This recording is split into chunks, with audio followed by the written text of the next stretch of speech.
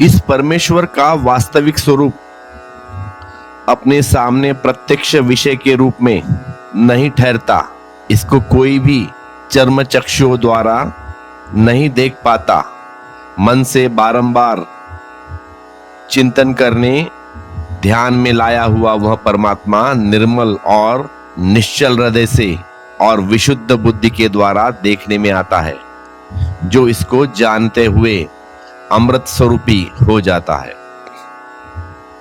अब यहां पे पहली बात, परमात्मा कोई व्यक्ति नहीं है, लेकिन सभी धर्मों ने जिस भांति की परमात्मा की चर्चा की है, उससे यह भ्रांति बैठ गई है लोगों के मन में कि परमात्मा कोई व्यक्ति है ना। यदि परमात्मा व्यक्ति है तो फिर उसके साक्षात्कार करने की अभिलाषा जगती है कि उसे हम देखें, कि उसे हम जाने, कि उसे हम पहचाने, कि उसकी निकटता उपलब्ध हो, कि उसकी सामयिकता मिले। लेकिन परमात्मा कोई व्यक्ति नहीं है। व्यक्ति की तरह परमात्मा की धारणा केवल काव्य के प्रतीक है।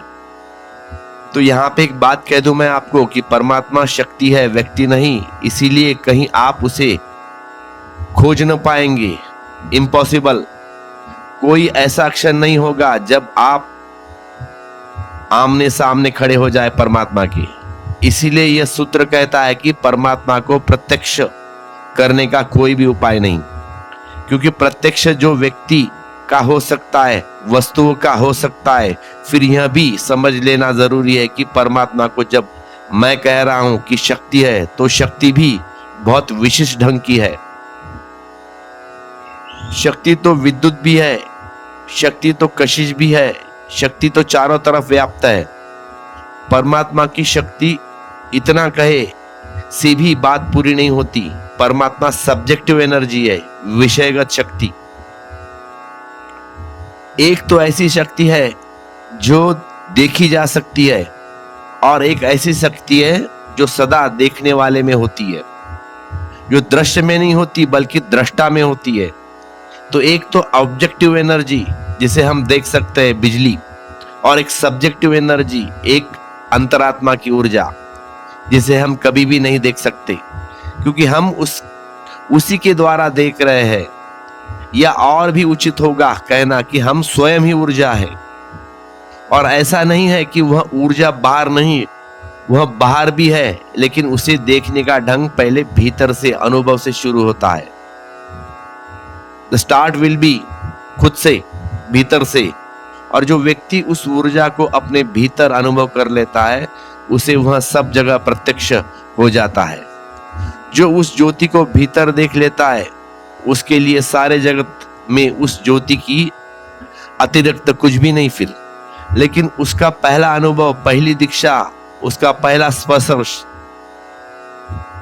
भीतर होगा, वह अंतरतम होगा, अंतरतम ऊर्जा है वह।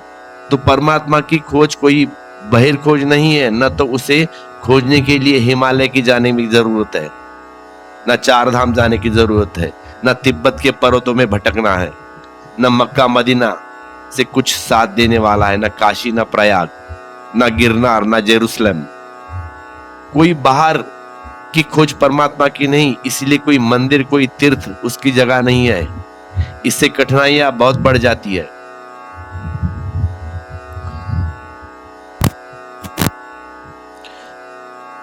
अगर परमात्मा किसी मंदिर में होता, किसी तीर्थ में होता, वह चाहे तीर्थ हो एवरेस्ट का शिखर या कैलाश, तो भी कोई अड़चन न थी। हम वहां पहुंच ही जाते। हम कैलाश में भी जाते हैं, चार धाम में जाते हैं, सरल है जाना। वह सरल बात थी। बाहर की यात्रा जरा भी कठिन नहीं है। कितनी भी अड़चनी हो, बाहर की यात्रा कठिन नहीं, वह हम पहुंच ही जाते हैं। लेकिन परमात्मा की तरफ पहुंचने की कठिनाइयां यही है कि वह खोज के अंत में नहीं है, वह खोज के प्रारंभ से ही मौजूद है, स्टार्टिंग से ही मौजूद है। वहां कोई मंजिल नहीं, वहां यात्री का अंतस्थल है। जो उसे बाहर खोजते हैं, बाहर खोजने के कारण ही वह नहीं मिलता, क्योंकि वहां गलत जगह खोज रहे हो तुम। उसे खोजने हो तो खोजी में ही खोजना होगा, अपने में ही खोजना होगा। उसे खोजना हो तो सब तीर्थों से मुक्त होकर भीतर आना होगा। उसे पाना हो तो बाहर के सारे इंद्रियों के द्वार बंद करने होंगे, क्योंकि जितना हम उसे खोजने जाते हैं उतना ही वह अपने से दूर निकल जाता है। जितना हम बाहर सोचते हैं वह होगा, उतना ही ख्याल मिटने लगता है, भीतर है। तो परमात्मा व्यक्ति नहीं, उसका कोई साक्षात्कार नहीं हो सकता। परमात्मा की शक्ति है, लेकिन शक्ति भी पदार्थगत नहीं, आत्मगत है। इसलिए उसका पहला अनुभव स्वयं में प्रवेश पर ही होता है। और यह जो स्वयं प्रवेश है, इसका हमें स्मरण ही नहीं आता। हम सब भटकते रहते हैं, हम सब दूसरी जगह खोजते रहते हैं। हमारी आंख, हमारा हाथ, हमारे कान कोई स्थान नहीं छोड़ता जहां हम उसे न खोज से। चाहे हमारे नाम अलग अलग हो, सभी लोग परमात्मा को नहीं खोज रहे हैं। कोई आनंद को खोज रहे हैं, कोई शांति को खोज रहा है, कोई परमात्मा खोज रहा है, कोई मुक्ति को खोज रहा है। ये सब नाम उस एक ही चीज के हैं। तो एक बात पक्की है कि सभी खोज है। उसकी खोज का नाम कुछ भी हो, अलग अलग, फर्क नहीं पड़ता। और जो भी उसे खोज रहा है वह दो ही जगह खोज सकता है, या तो बाहर की खोज या भीतर की खोज, दो आयाम। जो बाहर खोज रहे हैं वह भटकता रहेगा, हमेशा जिंदगी भर भटकता रहेगा। उसकी पहली चिंगारी भीतर से शुरू होती है। उसे पहले भीतर ही जानना होगा, उसे पहले स्वयं में ही जानना होगा, क्योंकि जो स्वयं के भीतर ही झांकने में असमर्थ है, वह किसी और के भीतर में झांकने में कैसे समर्थ हो सकेगा। जिसके भीतर दिया बुझा है, वह कहीं भी खोजता हो, वह जहां भी जाएगा वहां अंधेरा, उसे प्रकाश नहीं मिल सकता। वह अंधेरे को अपने साथ ही लेकर चल रहा है। और जिसके भीतर का दिया जला है, वह अंधेरे में भी जाएगा तो वहां प्रकाश हो जाएगा, क्योंकि वह अपने भीतर प्रकाश लेकर चल रहा है। वह जहां जाता है उसका प्रकाश उसके साथ चलता है। तो परमात्मा अंत खोज है। यह जो सूत्र कह रहा है, इस परमेश्वर का वास्तविक स्वरूप अपने सामने प्रत्यक्ष विषय के रूप में नहीं ठहरता। उसको कोई भी चर्मचक्षुओं के द्वारा नहीं देख पाता। मन से बारंबार चिंतन करके इसे थोड़ा एक एक कदम समझने की कोशिश करें। मन के बारंबार चिंतन करके ध्यान में लाया हुआ परमात्मा निर्मल और निश्चय हृदय से और विशुद्ध बुद्ध के द्वारा देखने में आता है। तो पहली बात, मन के बारंबार चिंतन करके। हमें उसका कोई पता नहीं है, कोई ठिकाना नहीं।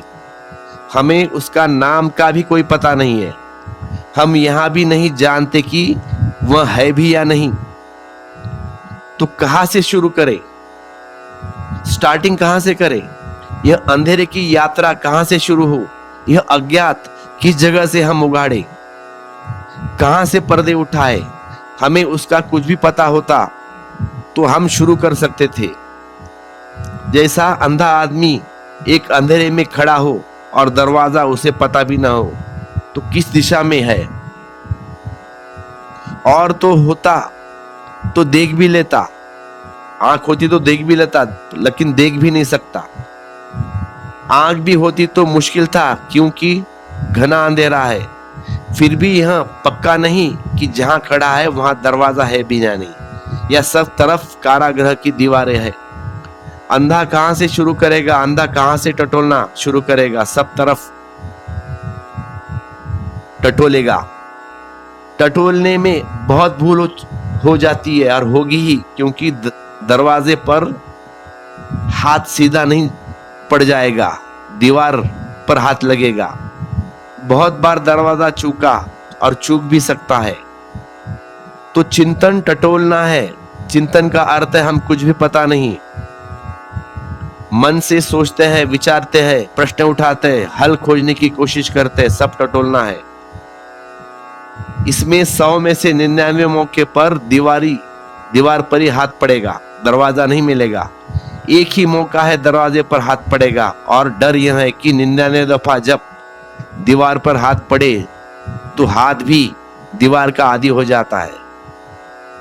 हो सकता है कि दरवाजे पर भी जब हाथ पड़े तब भी आपको भरोसा न आए कि यह दरवाजा है, क्योंकि 99% आपने दीवार पे ही हाथ लगाया है। तो चिंतन 100 में से 99 बार नास्तिकता पर पहुंचेगा, एक बार ही आस्तिकता पर पहुंचेगा। यह थोड़ी समझ लेनी जैसी है। तो जो लोग भी सोचना शुरू कर रहे हैं पहले नास्तिक हो जाएंगे। दीवार पहले मिलेगी, दरवाजा बहुत छोटी सी जगह होता है, दीवार बड़ी होती है। हाथ दीवार पर ही पड़ेगा, कभी संयोग की ही बात है या बहुत बहुत जन्मों तक दीवार टटोल कर जो चल रहे होंगे उनका हाथ किसी जन्म में सीधा दरवाजे पर पड़ जाएगा, अन्यथा नास्तिकता का ही प्रारंभ होगा। चिंतनशाली व्यक्ति पहले नास्तिक हो जाएगा, और ध्यान रहे जो नास्तिक होने से डरेगा वह पहला कदम नहीं उठ पाएगा। इसीलिए मैं नास्तिकता को आस्तिकता का विरोध नहीं मानता हूँ, आस्तिकता का प्राथमिक चरण मानता हूँ। इसीलिए नास्तिक की मेरे मन में जो जरा भी निंदा नहीं है, पूरी प्रशंसा। ठीक है, नास्तिक तो नास्तिक, क्योंकि जो नास्तिक ही नहीं हुआ उसे आस्तिक होने का कोई भी उपाय नहीं। और अगर आप नास्तिक होने के पहले आस्तिक हो गए तो आपकी आस्तिकता झूठी होगी, नपुंसक, सिर्फ अंधी। ऐसी आस्तिकता के पास आंख नहीं होती, क्योंकि जिसने नहीं कहने की हिम्मत नहीं जुटाई उसने ही मैं कोई बल नहीं होता, उसकी ही निर्बल होती है। और जिसने कभी चिंतन की धारा को निखारा नहीं, पहना नहीं है, और जिसने चिंतन की तलवार पर धार नहीं रखी, जो इसीलिए डरता रहा कि इनकार न हो जाए, उसकी बोथली तलवार आस्तिकता के भी किसी काम में नहीं है। इसलिए दुनिया में बड़ी अजीब घटनाएं घटी है। वह घटना यह है कि कुछ है बड़ी संख्या में लोग जो नास्तिक न हो जाए, इसलिए सोचते ही नहीं, सोचने से भयभीत है, विचार करने से डरे हुए हैं। लेकिन अगर आपकी आस्तिकता विचार करने से डरती है तो 2 कौड़ी के है वह, जो विचार को भी नहीं सहता, नहीं कर सकता, यह आस्तिकता कहां ले जाएगी। विचार बड़ी कमजोरी है, जो विचार से ही टूट जाती है उसका क्या मूल्य।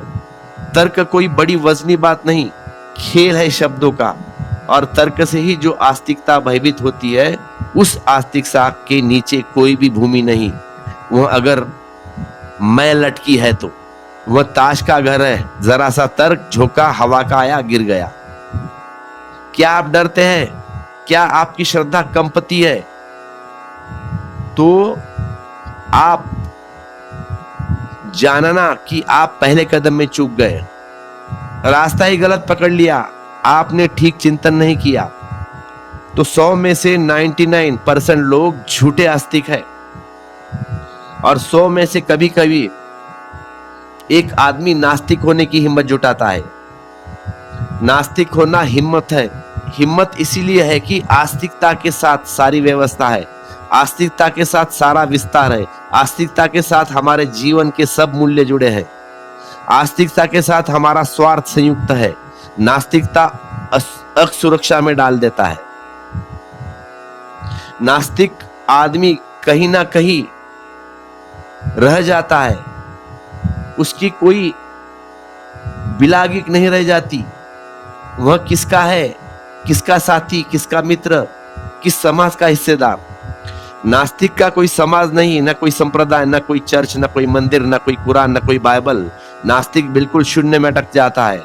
100 में से कभी कभी आदमी नास्तिक होने की हिम्मत करता है। 99% लोग झूठे आस्तिक है, और जो नास्तिक होने की हिम्मत करता है वह फिर नास्तिक ही होकर अटक जाता है। नास्तिकता अंत नहीं, पहला कदम है, द फर्स्ट स्टेप। वह जैसा एक आदमी ने पैर उठाया और फिर वहीं पैर उठा के खड़ा रह गया, वह पैर पूरा भी नहीं हुआ। तो नास्तिक बड़ी बेचैनी में पड़ जाता है, उससे तो झूठ आस्तिक कम बेचैन में होते हैं। उसके दोनों पैर कम से कम जमीन पर तो होते हैं। उसने पैर उठाया ही नहीं, उसने यात्रा शुरू ही नहीं की, उसने दूसरे ने जो कहा वह मान लिया। पिता ने कहा, माँ ने कहा, शिक्षक ने कहा, परिवार ने कहा, समाज ने कहा तो मान लिया। ठीक है, ऐसा है तो ऐसा है, ओके। उसने आंख बंद करके भी भर दी, ओके ठीक है, जो है तो है, आपने बोला सही। उसने कभी सोचा नहीं, क्योंकि सोचता तो ही भरना मुश्किल होता। इसलिए सारा समाज चिंतन का दुश्मन है। आपके घर में कोई बेटा विचारशील पैदा हो जाए, आप सब उसका विचार नष्ट करने में लग जाएंगे, क्योंकि विचार बगावती है, वह रिबेलियन है। जो भी विचार करेगा वह सभी बातों में ही नहीं भरेगा, हाँ नहीं भरेगा, वह ही भी भरेगा तो बहुत मुश्किल से, हाँ बोलेगा तो भी मुश्किल से, अधिकांश मौके पर वो ना कहेगा। तो कोई नहीं चाहता कि विचार हो। इसीलिए हम बच्चों को विचार की क्षमता को कुचल डालते हैं, हम उसे नष्ट करते हैं और हम सोचते हैं कि शायद इस भांति हम बच्चे को नास्तिक बनाने से रोके। हम उसे आस्तिक बनने से ही रोक रहे। हम जो बनाया है वह झूठे आस्तिक है। झूठे आस्तिक से सच्चा नास्तिक बेहतर। हम कहते हैं ये भगवान है, हमारा पांव पड़ो, ऐसा पूजा करना है, वैसी पूजा करना है।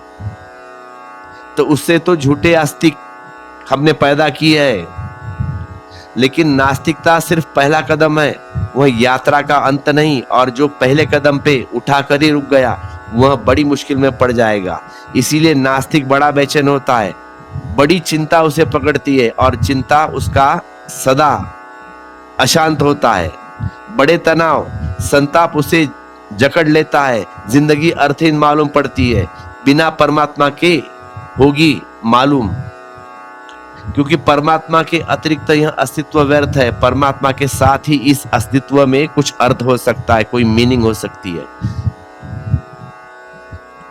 अगर परमात्मा नहीं है तो सब व्यर्थ है, तब हम सिर्फ दुर्घटनाएं, हमारा होना मात्र संयोग, हमारा अस्तित्व में कोई अभिप्राय नहीं, और हम कहीं जा नहीं रहे, व्यर्थ भटक रहे हैं और कहीं हम पहुंच भी नहीं सकते, क्योंकि कोई निराकार है भी नहीं, परमात्मा का किनारा है। इसीलिए जितना कोई व्यक्ति नास्तिक हो जाएगा उतना ही ज्यादा चिंता, तनावग्रस्त हो जाएगा, मुश्किल में पड़ जाएगा, हर चीज कठिन हो जाएगी और सब जगह नहीं कहकर जीना बड़ा मुश्किल है। बिना जीवन के कोई आधार नहीं मिलता, ही के बिना नहीं तो अटका देता है शून्य में। नकार किसी भी व्यक्ति को सुखद नहीं हो सकता। नहीं कहने से कोई जीवन की आस्था, जीवन की श्रद्धा, जीवन का आनंद, जीवन का सौंदर्य कुछ भी निर्मित नहीं होता। नहीं तो सिर्फ निषेध है, नहीं तो मृत्यु का प्रतीक ही जीवन का प्रतीक है। तो नास्तिक मुश्किल में होता है। चिंतन समाज से मुक्त होने की प्रक्रिया है। जो जो सिखाया था वह आप भूल गए, अब आप कोरे कागज हो। अब अगर अस्तित्व में कोई अर्थ है तो इसे कोरे कागज पर उतर सकते हैं। फिर अब इस कागज पर जो भी लिखावट औरों की थी वह सब पोंछ डाली गई। अब ये स्लेट कोरी है। नास्तिकता कीमती प्रयोग है, अगर वह अंत न हो तो नास्तिकता की अग्नि से प्रत्येक को गुजरना ही चाहिए, क्योंकि नास्तिकता निखार देती है, कचरे से छुटकारा देती है। दूसरों का जो उदार ज्ञान था उससे मुक्ति हो जाती है, और अपने ज्ञान के पहले दूसरे के ज्ञान से मुक्त हो जाना अत्यंत अनिवार्य है। स्वयं की प्रज्ञा जगे इसके पहले दूसरे ने जो हमें सिखाया है, जो हमारी अपनी अनुभूति नहीं, दूसरे के संस्कार है, घर के, परिवार के, समाज के, उसे छुटकारा आवश्यक है। अज्ञान से तो छुटकारा चाहिए ही, उदार ज्ञान से भी छुटकारा चाहिए, दोनों से। गीता आपने पढ़ी होगी, कुरान आपने पढ़ा होगा, बाइबल आपने पढ़ी होगी, सुना है जीसस के संबंध में, कृष्ण के संबंध में, मोहम्मद पैगंबर के संबंध में, भर लिया मन में कि ऐसा ऐसा है, फलाना फलाना। अपनी कोई प्रतीत नहीं, अपना कोई अनुभव नहीं, सब बासा और उधार, सब मुर्दा। चर्च के पादरी से जाके पूछो, वह कहता है जीसस ऐसा कहते हैं, जीसस वैसा कहते हैं। उससे पूछो तुम क्या कहते हो, उसके पास कहने को कुछ भी नहीं है। वो रटा रटाया ज्ञान तुमसे कह रहा है, वह सिर्फ बाइबल को दोहरा रहा है, या हमारे पंडित गीता को दोहरा रहे हैं कि गीता में ऐसा ऐसा लिखा है। वह आदमी है या यंत्र? पूछो किसी भी गीता से भक्त को जिन्होंने गीता रट ली है। बहुत बोलते हैं ना हमने गीता रट ली, कहते हैं कि भगवान ने ऐसा कहा, कृष्ण ने ऐसा कहा। उसे पूछो तुम क्या कहते हो? भगवान ने तो कहा ठीक है, तुम्हारा क्या कहना है? तुम किस लिए हो? तुम्हें परमात्मा ने सिर्फ कृष्ण का he is the master voice of records बनाया है, तो फिर कृष्ण के बाद किसी के पैदा होने की कोई जरूरत न थी। तो परमात्मा बिल्कुल व्यर्थ ही तुम्हें पैदा किए जा रहा है। तो ध्यान रहे, इस अस्तित्व में कोई पुनरावृत्ति नहीं है। परमात्मा दोबारा उसी आदमी को उसी जैसा आदमी पैदा नहीं करता। परमात्मा कोई साधारण सृष्टा नहीं है। परमात्मा हर व्यक्ति को अनूठा पैदा करता है। उसकी कला का कोई अंत नहीं है। जिनकी कला का अंत हो जाता है वे पुनरावृत्ति करते हैं।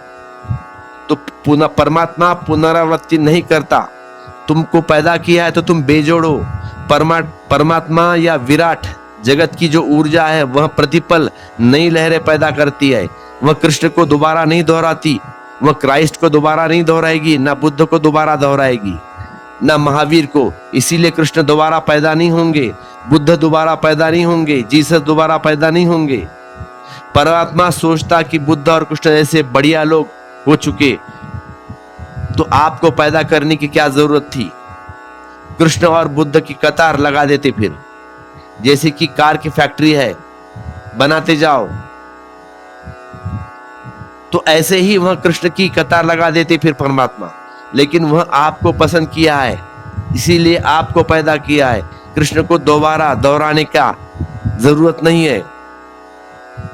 जरूर आप में कुछ प्रयोजन होगा, जरूर कुछ अभिप्राय आपसे पूरा करना होगा, इसीलिए आपको पैदा किया है परमात्मा ने। और अगर आप कृष्ण को ही दोहराते रहे तो आप अभिप्राय के बाधा में आ गए, बाधा बन गए। तो प्रत्येक व्यक्ति अनूठा है और जैसा वह हो सकता है इस जगत में न पहले कोई हुआ है और न पीछे कोई होने का उपाय है। इसीलिए अगर आप दोहराते हैं तो आप एक महान अवसर खो रहे हैं। पंडित तोते की तरह हो जाता है, वेदों हराई चले जाते हैं, फिर रटते रहते हैं, फिर रटी रटाई बातें। गीता हो या कुरान हो या बाइबल हो या मोहम्मद या कृष्ण या महावीर, वे प्यारे लोग हैं, कोई हर्ज नहीं। प्यारे तो प्यारे है ही, लेकिन पुनरावृत्ति करने के योग्य नहीं। सारे लोग ये एकदम क्वालिटी नंबर 1 क्वालिटी के, उसमें कोई शंका नहीं, लेकिन पुनरावृत्ति नहीं है। उन जैसा होने की कोई भी जरूरत नहीं है और उनकी बातें दोहराकर आप उन जैसे भी हो नहीं सकते, इम्पॉसिबल है। महावीर को हुए 2500 साल हो गए। 2500 साल में हजारों लोगों ने उनकी बातें तोते की तरह दोहराई है। उनमें एक भी महावीर पैदा नहीं हुआ, ना बुद्ध पैदा हो सका, ना कृष्ण पैदा हो सका। महावीर ने किसी की बात नहीं दोहराई, इसीलिए वे महावीर हो सके। भगवान कृष्ण ने किसी की बात दोहराई नहीं, इसीलिए वह कृष्ण हो सके। जीसस ने पुराने शास्त्रों से कुछ उल्लेख नहीं किया है, खुद जाना है, उसे वह कह रहे हैं, इसीलिए वे जीसस हो सके। और आप उनकी बातें दोहराकर क्या होना चाहते हैं, कृष्ण या महावीर या बुद्ध या जीसस? तो जो व्यक्ति जितना दोहराने में पड़ जाएगा उतनी ही चिंतन की क्षमता क्षीण होती जाएगी, होगी ही। चिंतन पैदा होता है अपना सत्य खोजने से। जो दूसरों के सत्य मान लेते हैं वह खोजता ही नहीं, जो खोजता नहीं वह सोचेगा क्या, जो सोचता नहीं उसके भीतर सब द्वार बंद हो गए, वह टटोलता नहीं, दीवार रह जाती है, वह कारागृह में बैठ जाता है। फिर यह हो सकता है कि कारागृह में बैठा बैठा ही आप सोचे कि कोई कारागृह नहीं है, सब कारागृह माया है, लेकिन इससे कोई मुक्ति नहीं होती। बैठे आप कारागृह में ही, बाहर की हवा, खुला आकाश, बाहर का प्रकाश, उससे आपका कोई भी संबंध नहीं। आप आंख बंद किए दोहरा सकते हैं बस कि यह सब कारागृह की माया है, मैं बंधन में नहीं हूं। लेकिन सच में ही अगर कारागृह माया है और आप बंधन में नहीं है तो यह दोहराने की भाषा की क्या जरूरत। उठे और चल पड़े, लेकिन हर जगह दीवार मिलती है। चलने के लिए दरवाजा खोजना जरूरी है। तो उपनिषद का यह सूत्र कहता है कि मन से बारंबार चिंतन करके, जो बारंबार चिंतन करता ही चला जाता है, पहले तो उदार विचार गिर जाएंगे, शास्त्र गुरु से छुटकारा हो जाएगा, शून्यता आएगी, एक नास्तिकता आएगी। नहीं ठीक है यह भी, नहीं ठीक है वह भी, ऐसी नेति नेति का भाव पैदा हो जाएगा। उससे जो डर जाएगा वह पीछे आस्तिकता को पकड़ लेगा, जो उसे को पकड़ कर लेगा वह दुख में पड़ जाएगा। और थोड़े आगे बढ़ने की जरूरत है।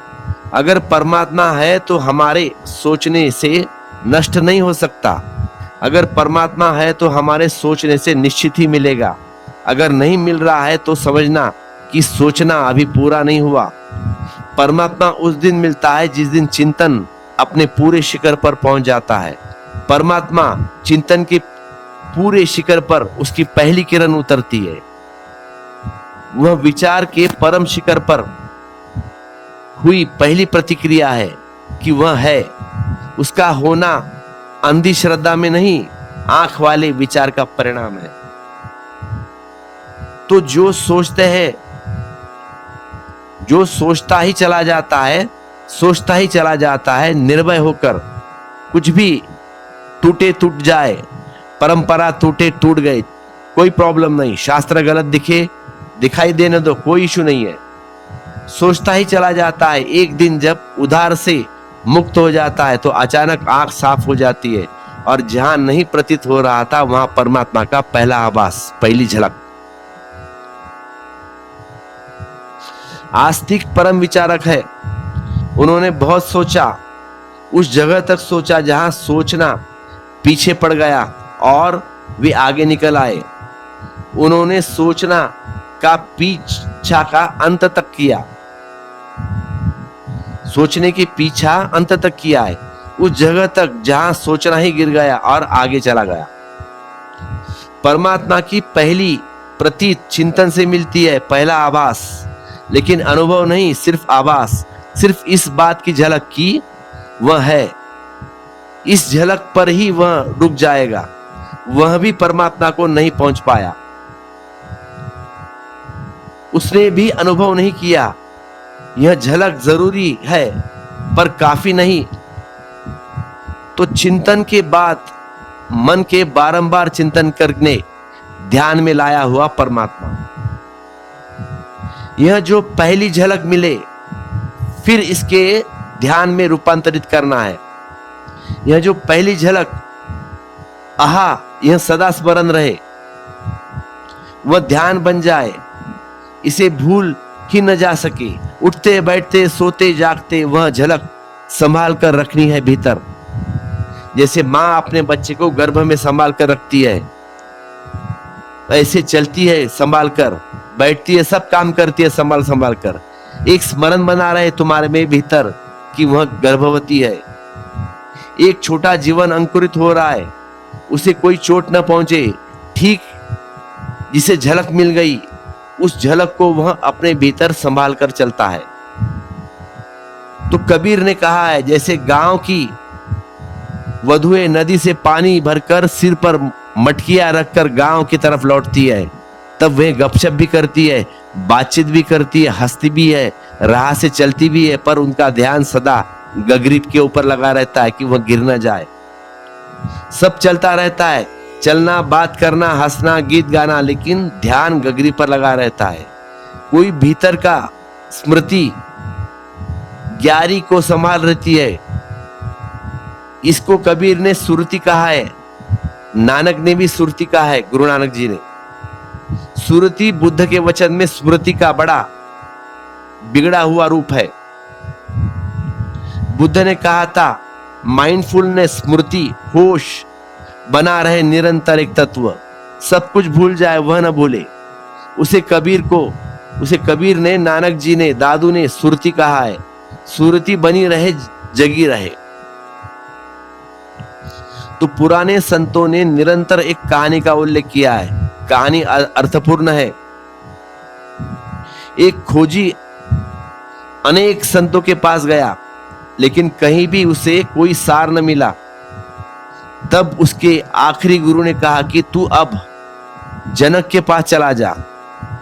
पर उस खोजी ने कहा कि मैं बड़े बड़े संतों के पास गया, ज्ञानियों के पास गया, वह मुझे कुछ भी नहीं मिला वहां से। तो इस भोगी सम्राट जनक के पास जाकर मुझे क्या मिलेगा? फिर भी गुरु ने कहा कि तू जा उसके पास। जब संतों के पास तुझे कुछ नहीं मिला, तो अब जरा भोगी के पास जाकर देख, उनके पास जाकर खोजबीन कर, तो शायद कुछ मिल सकता है। जब वह पहुंचा तो देखा कि जनक संध्या के समय था और अपने मित्रों के साथ गपशप कर रहे थे, शराब पी रहे थे। आसपास सुंदर युवतियां नाच रही थी, संगीत चल रहा था। तो वह खोजी तो बड़ा दुखी हो गया कि मैं कहां गलत इंसान के पास आ गया। वह लौट पड़ा जाने के लिए, तब अचानक जनक ने कहा रुको, इतनी जल्दी क्या है, इतनी जल्दी मत करो। खोजी को थोड़ा धैर्य रखना चाहिए। अब आ ही गए तो अब वापस लौटना, जंगल में रात मुश्किल है, कल जाना। तो उसने सोचा कि चलो भाई रुक जाते हैं रात में, सुबह उठकर निकल जाएंगे। अब कुछ पूछना भी नहीं है तो आराम कर लेंगे, इससे क्या मिलना। यह आदमी खुद ही शराब में डूबा है, अज्ञान में डूबा है, तो मुझे क्या सिखाएगा, मुझे क्या जगाएगा। तो ठीक कहा उसने। रहा सम्राट के महल में साज भोजन का वक्त हुआ तो भोजन कर लिया। तो भोजन के बाद सम्राट उसे कमरे में छोड़ने गया और कहा कि आप यहां पे विश्राम करना। बड़ा सुंदर कमरा था, सजा हुआ था, विशेष अतिथियों के लिए बनाया गया था। बहुमूल्य गद्दे थे उसके अंदर, जबरदस्त बेड, सुंदर वातावरण, सुगंधित कमरा पूरा। तो वह खोजी वहां पे सोया और जैसे ही सोता है, बिस्तर के ऊपर लेटता है, घबराने लगा। क्योंकि ऊपर छत तो बहुत बड़ी थी, ऊपर एक तलवार लटकी थी पतले धागे से, नंगी तलवार। ये परेशान हो गया खोजी कि सम्राट ने क्या कर दिया भाई ऐसा। तलवार लटकाई है ऊपर, नीचे पलंग, जरा सा हवा सा झोंका आया तो ये धागा तो कभी भी टूट सकता है और ये तलवार नीचे गिर सकती है। तो बेचारा रात भर सो ना सका, इधर से करोड़ बदलता, उधर से करोड़ बदलता, फिर उठता, फिर सोफे पे जाके बैठता। रात भर नींद नहीं आई। तो सुबह सम्राट आया है, उसने पूछा कि रात ठीक से तो सो सके, नींद आई? उसने कहा खाक नींद आने वाली है। यह कोई सोने की व्यवस्था है? ये कोई आपका आतिथ्य है ऐसा कि ऊपर तलवार लटका दी, नीचे बेड? ऐसा कोई करता है स्वागत? इसकी स्मृति पीछे कर हमेशा करती रही मेरी रात भर। मैं नींद 5 मिनट की नींद में सो ना सका। कंटिन्यूअस ध्यान में आता कि ऊपर तलवार है, पतला धागा। तो सम्राट ने कहा ऐसे ही पतले धागे से लटकी तलवार मेरे ऊपर भी है। तुम्हें नींद दिखाई पड़ती है, मुझे दिखाई पड़ती है, तुम्हें नहीं दिखाई पड़ती, मुझे दिखाई पड़ती है। वह मौत की तलवार है, और चाहे मैं नाच में बैठा रहूं या चाहे मैं शराब पीता रहूं या मैं संगीत सुनता बैठूं, वो जो उस तलवार की स्मृति मिटती नहीं, वह लटकी है। तुम रात भर नहीं सो सके, मैं जिंदगी भर से सोया नहीं हूं। सोना असंभव हो गया जब से यह स्मृति आई है कि मृत्यु की, तब से सोना असंभव हो गया। तो कोई चीज भीतर धुन की तरह बजती रहे, इसलिए मैंने ये कहानी आपसे कही थी, उसका नाम ध्यान रहे। कोई एक चीज भीतर चलती रहे, झलक मिल जाए चिंतन से कि परमात्मा है, ऐसी प्रतीत आ जाए, अस्तित्व है, नकार नहीं एक स्वीकार का भाव आ जाए। फिर इस भाव को भीतर जो संभालते चलता है ना, उस संभालने का नाम है ध्यान।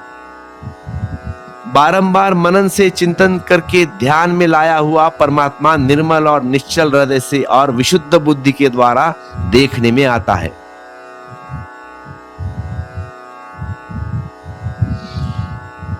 ध्यान से जो निरंतर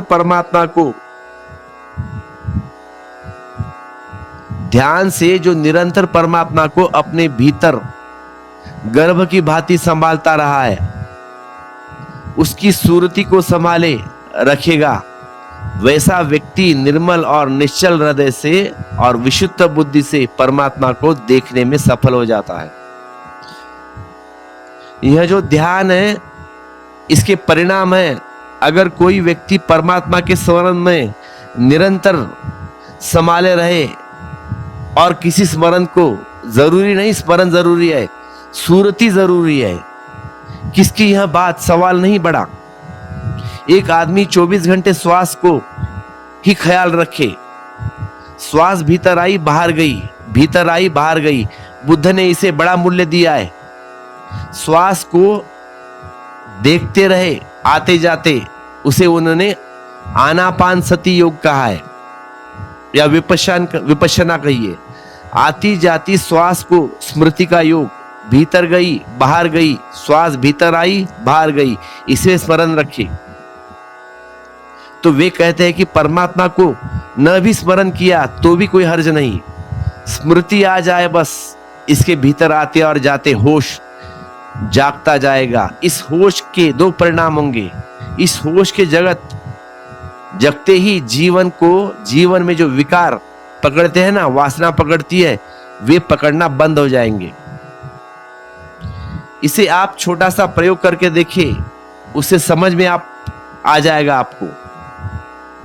आपको क्रोध आए तो आप क्रोध के लिए कुछ मत करना, तत्काल गहरी श्वास ले और छोड़ दे। 7 बार गहरी श्वास ले और श्वास को देखते हुए भीतर जाए, फिर बाहर श्वास जाती हुई बाहर आए उसके साथ, फिर गहरी श्वास ले 7 बार बस लेना है और छोड़ना है। फिर आंख खोलकर देखे तुम्हारा क्रोध कहां है, तो आप अचानक चकित हो जाएंगे कि क्रोध गया। 7 गहरी श्वास का स्मरण और क्रोध विसर्जित हो गया।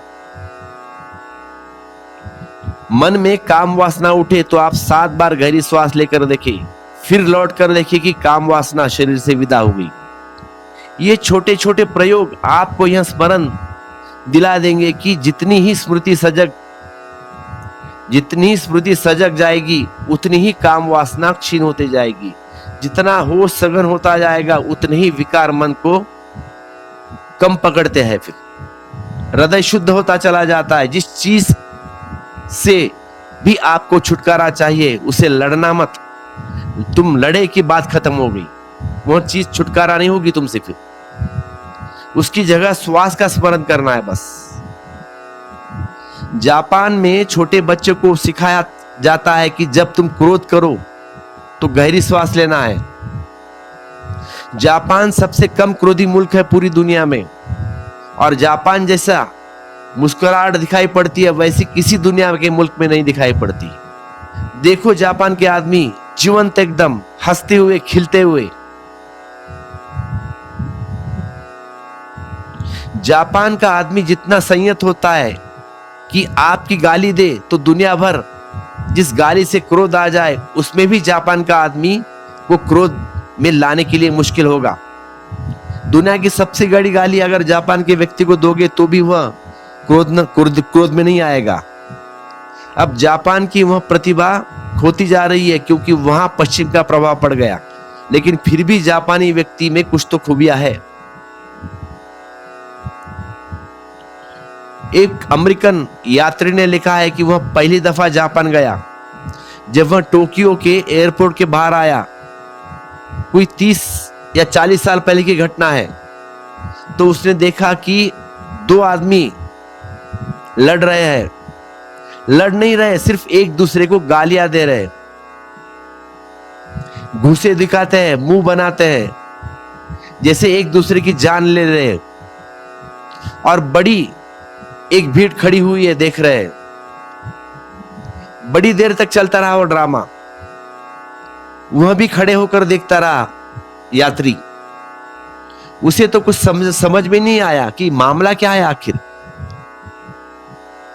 जब लड़ाई ही होनी है और इतने जोर जोर से तैयारी चल रही है तो होती क्यों नहीं? एक दूसरे को मारते क्यों नहीं? बिल्कुल पास आ जाते हैं, हाथ भी निकालते हैं, लेकिन चमाट नहीं मारते, फिर हट जाते हैं दूर। तो उसने एक आदमी से पूछा कि भाई ये मामला क्या है, ये क्या कर रहे हैं? इतनी देर से चल रहा है शोरगुल, लेकिन लड़ते क्यों नहीं? इतनी देर में तो मामला कभी का खत्म होना चाहिए, मारना तो चाहिए तो खत्म तो होना चाहिए, और आप सब लोग ये खड़े होकर ड्रामा देख रहे हो, क्या बात है? तो उस आदमी ने कहा कि यह हम देख रहे हैं कि इनमें से पहले कौन हारता है, मतलब इनमें से पहले कौन क्रोधित होता है। ये दोनों एक दूसरे को क्रोधित करने की कोशिश कर रहे हैं, लेकिन अभी दोनों क्रोधित नहीं है, सिर्फ यह देख रहे हैं। जो क्रोधित हो गया वह हार गया, भीड़ हट जाएगी क्योंकि उसने संयम खो दिया। वह आदमी गया, उसका कोई मूल्य नहीं, मारपीट की भी कोई जरूरत नहीं, क्रोधित कौन पहले होगा ये इंपॉर्टेंट है। ये अभी दोनों संयत है और ये सब गालियां वगैरह दूसरे को उकसाने के लिए दे रहे हैं बस। जैसे ही एक आदमी इनमें से फूट पड़ेगा, वस्तुतः क्रोधित हो जाएगा, भीड़ विदा हो जाएगी, हार हो चुकी। कौन जीतता है वह सवाल नहीं, कौन पहले क्रोध से हार जाता है यह सवाल है। जापान ने श्वास के ऊपर बड़े गहरे प्रयोग किए हैं, और बड़े से बड़ा प्रयोग यह है कि जब भी कोई वासना मन को पकड़े तो आप गहरी श्वास ले। सिर्फ गहरी श्वास न ले, श्वास को होश पूर्वक ले। श्वास भीतर गई बाहर गई, श्वास भीतर आई बाहर गई, और उतने में ही आप पाएंगे कि सारी वासना तिरोहित हो गई। उसे दमन भी नहीं करना पड़ेगा, उसे लड़ना भी नहीं होगा, उसे हटाने का कोई उपाय नहीं, प्रयास भी नहीं करना पड़ेगा।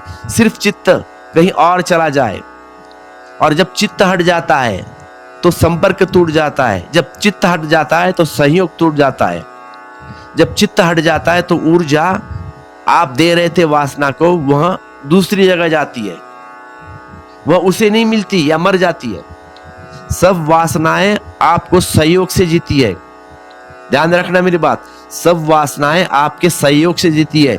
जो व्यक्ति किसी भी तरह की सुरति को साथ ले, उस व्यक्ति का हृदय निर्मल हो जाएगा, बुद्धि शुद्ध हो जाएगी, विवेक साफ सुथरा हो जाएगा, और ऐसे व्यक्ति, ऐसे हृदय और ऐसी सुरति के साथ गए चित्त में परमात्मा की प्रतीत होती है।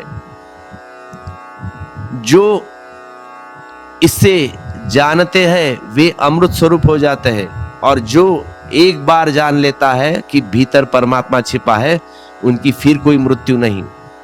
मृत्यु तो पहले भी नहीं थी, लेकिन पहले वे सोचते थे कि मृत्यु होगी, भयभीत थे, डरे हुए। परमात्मा का अनुभव अमृत का अनुभव है।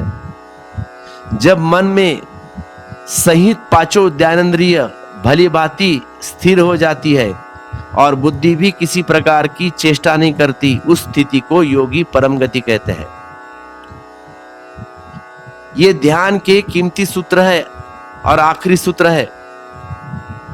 जब मन के सहित पांचों ज्ञानेंद्रिय भली भांति स्थिर हो जाती है और बुद्धि भी किसी प्रकार चेष्टा नहीं करती। जब आपके भीतर सब क्रिया रुक जाती है, क्रिया मात्र रुक जाती है, न शरीर में कोई गति होती है, न इंद्रियों में कोई हलन चलन, न मन में कोई थिरकन होती है, सब क्रिया रुक जाती है, आप बिल्कुल निष्क्रिय हो जाते हैं, अक्रिय में डूब जाते हैं, कुछ भी नहीं रहा, तब सिर्फ होना मात्र।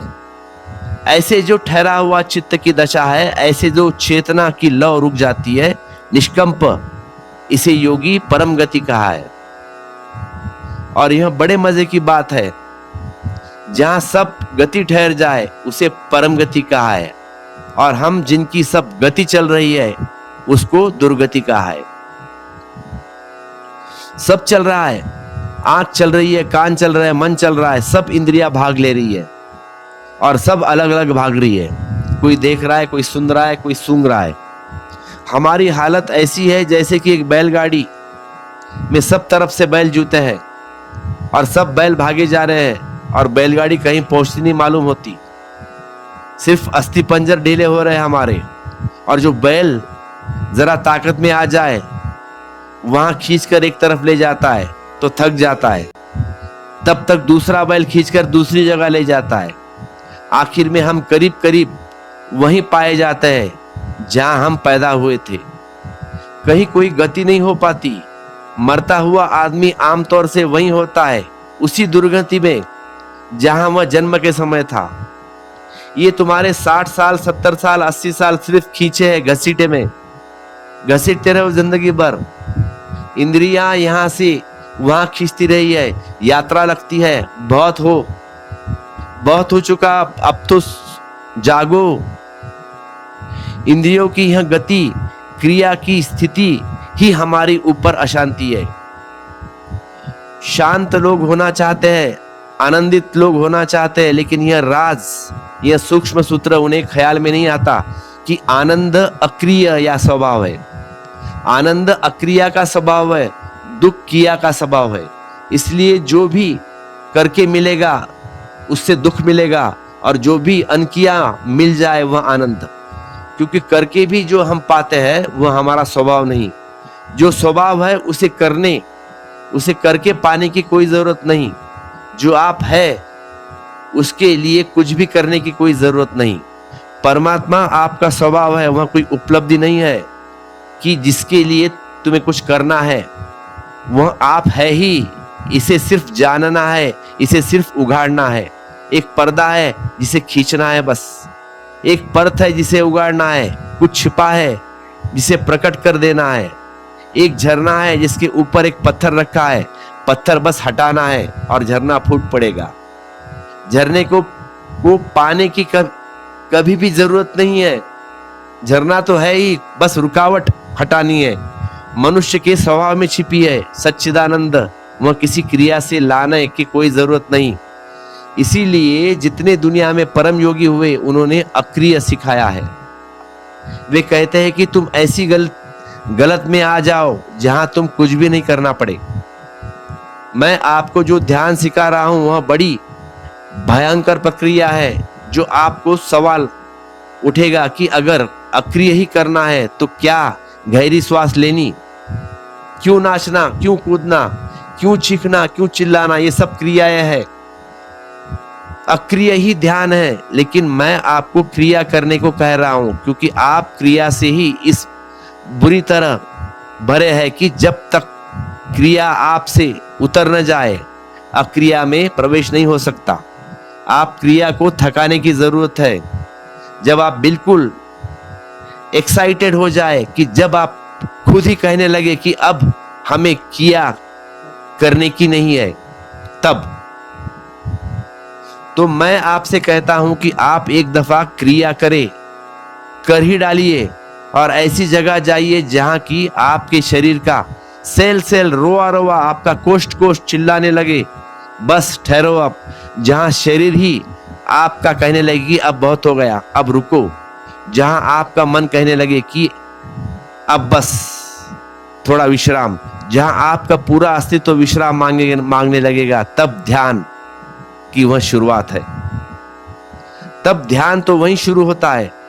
इसीलिए पहले 3 चरण ध्यान के चरण नहीं है, सिर्फ ध्यान की तैयारी के चरण है। चौथा चरण ध्यान का है, जब आप बिल्कुल अक्रिय में हो जाते हो, जब मैं आपसे कहता हूं कि बिल्कुल ठहर जाए, और मैंने सब तरह के प्रयोग करके देखे हैं, अनेक तरह के लोगों पर। अगर मैं उनको सीधा कहता हूं ठहर जाओ, तो वे नहीं ठहर पाते, बस शांत हो जाए। मुश्किल से 100 में से 2-3 लोग, 4, 5, 6, 7, ज्यादा से ज्यादा 7% लोग मुश्किल से सीधे शांत हो सकते हैं। तो मैं बहुत कोशिश करके देखा कि कारण क्या है, व्हाट इज द प्रॉब्लम, लोग शांत क्यों नहीं हो पाते। तो वे समझ लेते हैं कि बात उनकी समझ में आ जाती है कि लेकिन शरीर में एक मोमेंट है। जैसे एक आदमी साइकिल चलाता है, साइकिल जब चलाता है तो पेडल मारता है। अब पेडल न मारे तो साइकिल न चले, लेकिन एक आदमी 10 मील से पेडल मारता हुआ चला आ रहा है। अब वह पेडल मारना बंद भी कर दे तो भी आधा मील तक साइकिल चलती हुई मालूम पड़ जाएगी। मोमेंट्स है ना उसमें। 10 मील से पेडल मारे जा रहा है, साइकिल के चक्कों ने गति पकड़ ली है, उनमें थोड़ी ऊर्जा अभी बाकी है। अब आधा मील तक वे बिना मारे भी चल सकेगी साइकिल। और अगर उतार पर हो तो तब तो और अधिक लोग उतार पर है। ऊंचाई की तरफ कोई जाता नहीं, सब नीचाई की तरफ जाते हैं, सब पतन की तरफ जाते हैं। इसलिए अधिकतर लोग उतार पर होते हैं। उन्होंने जन्मों जन्मों में इतने मोमेंट्स इकट्ठा कर लिए हैं कि अगर वे सब तरह से रोक कर भी खड़े हो जाए तो कोई फर्क नहीं पड़ता, गति जारी रहती है, साइकिल चलती ही चली जाती है। अगर वे जोर से ब्रेक भी लगा दे तो रुकने का संभावना कम है, उलट होने की ज्यादा है संभावना मोमेंट्स। तो आप तेजी से साइकिल की ब्रेक नहीं लगा सकते, इतनी गति में लगाए कि ब्रेक का मतलब होगा कि आप बुरी तरह फेंक दिए जाओगे। इतनी गति एकदम से नहीं रोकी जा सकती। तो मैं निरंतर अनुभव किया कि लोग इतनी गति से भरे हैं कि उनकी गति का निकास और रेचन होना एकदम जरूरी है। तो जहां मैं लोगों को शांत ध्यान के लिए समझा रहा था, वहां मुश्किल से 5 या 7% लोग उसमें प्रवेश कर पाते हैं। और तुम घर में भी ऐसा प्रयोग कर दो, तुमको भी पता चलेगा। तो अब मैं आपको पहले अशांत करने की कोशिश करता हूं, क्रिया में डालता हूं। अब मैं देखता हूं कि जहां 7% लोग ठहर पाते हैं, वहां 70% लोग ठहर जाते हैं। और जो बाकी लोग नहीं ठहर पाते 30%, वह इसके लिए कि वे पूरी क्रिया नहीं करते, वे आधा आधा करते हैं, वे पूरी तरह गति में नहीं आ रहे। वे पूरी तरह गति में आ जाए तो जब मैं कहूंगा रुक जाओ, तब उनका पूरा प्राण ही राजी है रुकने को, तो वे बिल्कुल रुक जाएंगे।